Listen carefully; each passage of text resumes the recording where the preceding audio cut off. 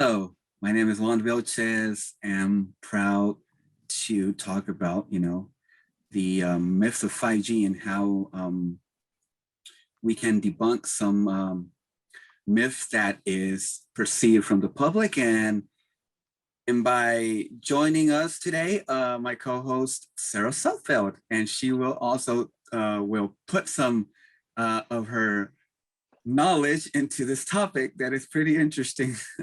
I'm happy to bring my knowledge today. Hi, I'm Sarah. I'm the executive producer of Zoo TV and a good friend of Juan, so I'm really happy to be here. Yeah, okay.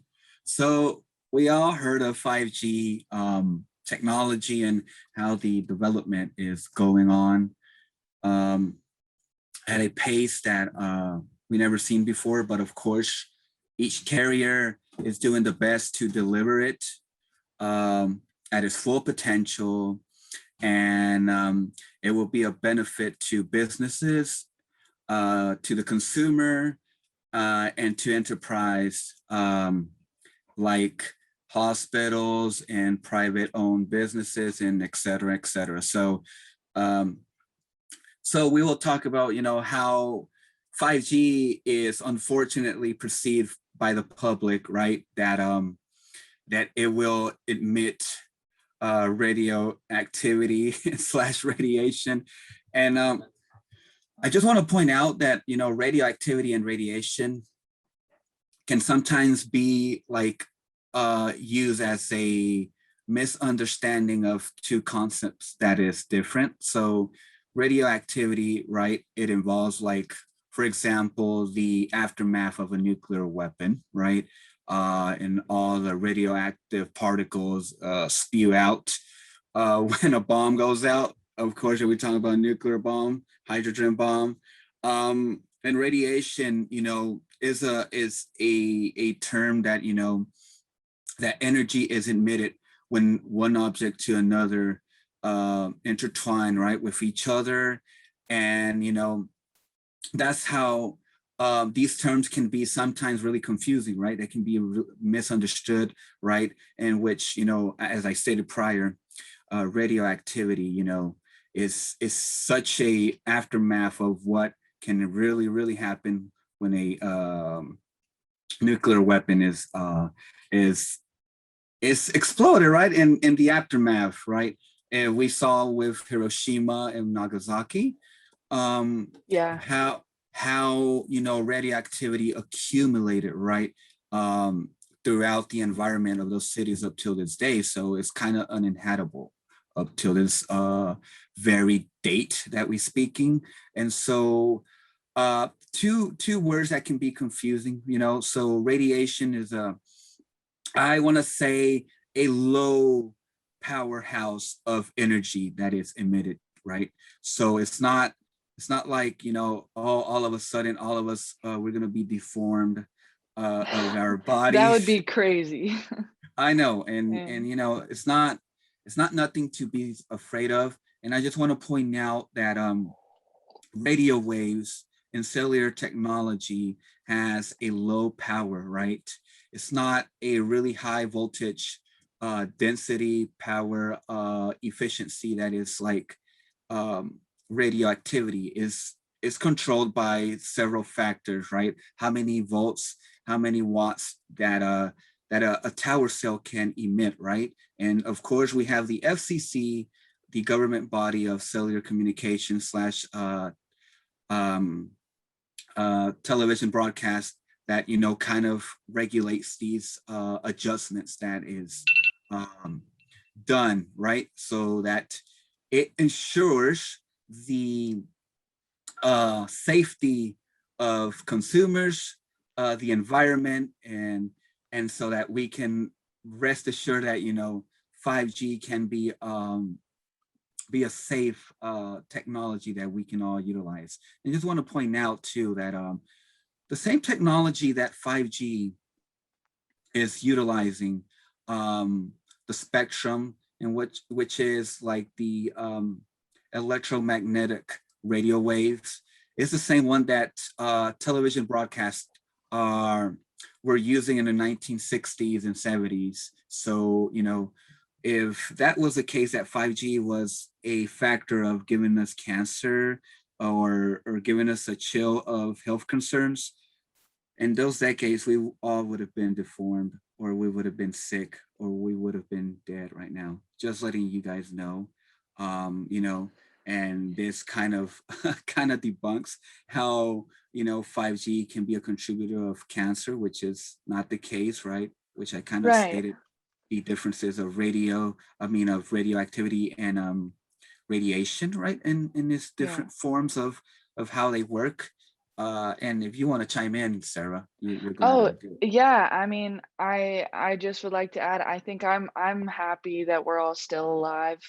Um, and I'll say this, I've heard so many conspiracy theories about 5G, and it's come in the same wave of like conspiracy theories towards like the COVID-19 vaccine, which I have recently got my first dose of. So far, no 5G radiation, I don't think, has occurred within me. But I do think that it's crazy to see the parallels between the two of like technological advances in the 5G world are inevitably creating these conspiracy theories, and it's always revolving around health.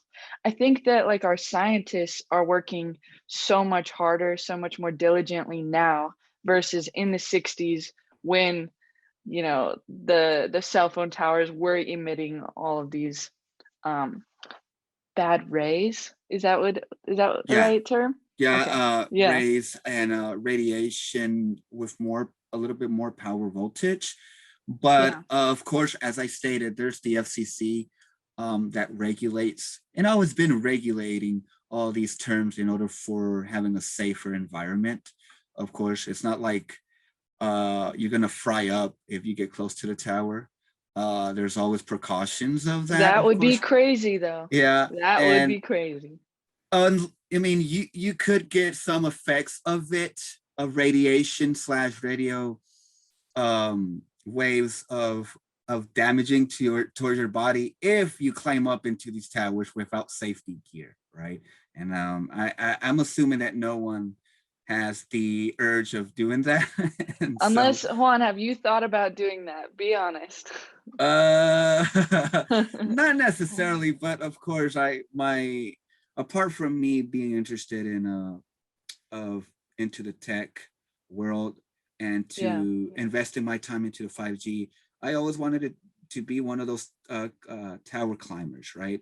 Like putting Oh, on that is the cool. radio technology for the cellular environment that we all use, right, as a daily basis, right? Yeah. And of course, these tower climbers are constantly safe with the proper gears, with proper um, clothes that they need to wear in order to be safe, right?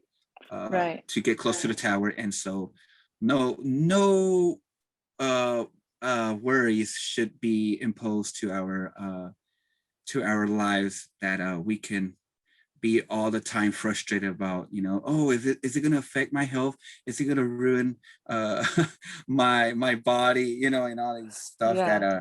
can really happen to us, right? And so I just want to point out, right, if as I stated, and I think I mentioned this in my prior video, that 5G or cellular technology has been through 5 stages: 1G, 2G, 3G, 4G, and 5G.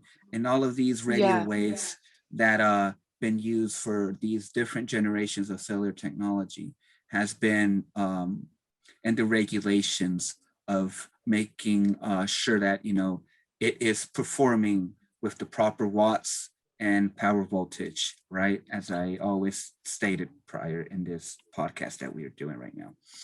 Yeah, 5G conversations. If you didn't tune in last time, it was really cool to hear Juan go through 1G, 2G, 3G, 4, and then 5G.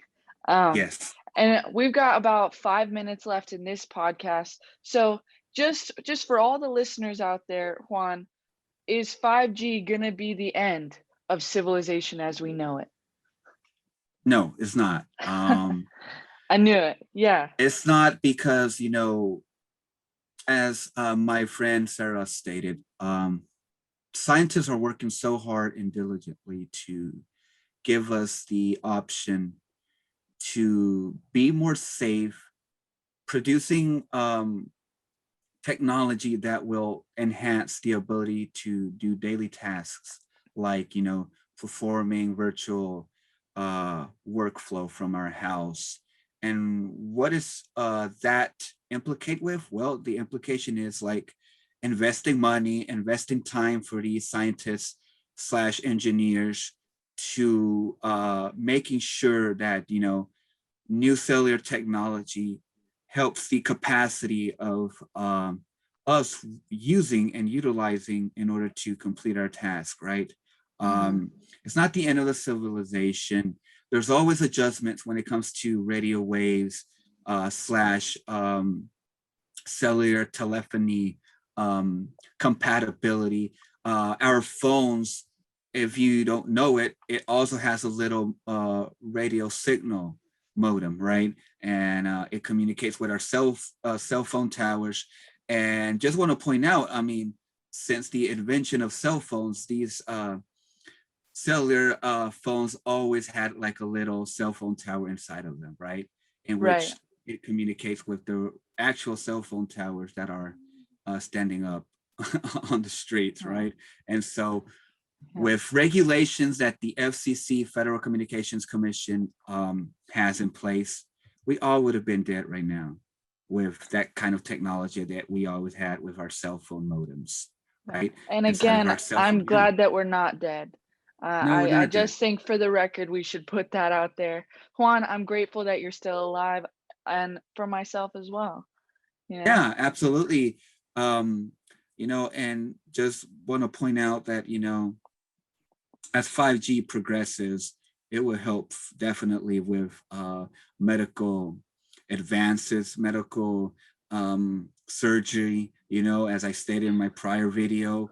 And I mean, why being concerned about something that will harm you if it's, you know, the opposite direction that 5G is Right. going, right? Right. And, you know, it's something that we should all be proud of celebrating the advances of cellular technology in our daily lives, because Right. it is useful for our advances when it comes to the medical field.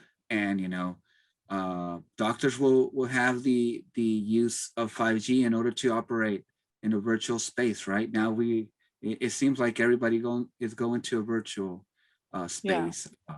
And, you know, 5G will definitely help with that, you know, with low latency and with low, um, um, it will just bring a low congestion in tower sites, you know, because Yeah. 4G LTE is not enough in order Yeah. for the capacity that we have right now. And so 5G is the Agreed. future, you know? Yeah, and I think it should be noted at about this point, as we're about to conclude, that with any technological advance that we've seen throughout history, there's always unintended consequences. And I think in the instance of 5G, it's not necessarily what the conspiracy theories are talking about, where it's like we need to be worried about like all of us dying because of the rays that are in the air. It could be that the unintended consequences more because of the service being so fast, people are more addicted to their phones, and then we're seeing human behavior change over time. But all that said, I think that 5G is going to be better for us than it is worse for us. But we all need to be aware of our Yeah, technological use. absolutely. As I Yeah, stated, yeah, the powerhouse of 5G or any cellular technology is very low and controlled. It's moderate to a point that, you know, it will not affect the environment whatsoever, right? right, Because you have to take in other factors if you're going to be concerned about 5G.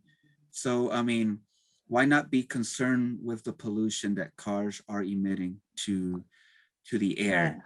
Not just cars, trains, airplanes, and other stuff that we use as transportation means, Yeah. right? And so, you know, Elon Musk is on it, and Juan is also gonna be on it the second that he graduates. gonna figure out the problem. Absolutely. You're gonna single-handedly figure out climate change. I fully believe that. Yeah. Absolutely. Yeah. Thank you. Yeah. Thank you so much. I guess that we're going to conclude it here. And, Yeah. thank you once again to all of you Yeah. that have the chance and got the chance to listen to us and watch us and, and to discuss this matter that is kind of concerning, even though that I wanted to go into deep um, into this topic, but I know time is of the essence. But we did what we could, and and give you the basics, because I know um, the public eye, or the public average person really is not going to understand the really advanced terms that we're Yeah. gonna I know using. you So threw out, I think it was 2 or 3 that really threw me for a loop, but that's the researcher in Juan. That's yeah, what that is. thank So, you. yeah, and thank you, Juan, so much for letting me join in on this call. It was really fun talking to you more about 5G. No, thank you, Sarah. All right. Thank you, everybody. Bye. Bye.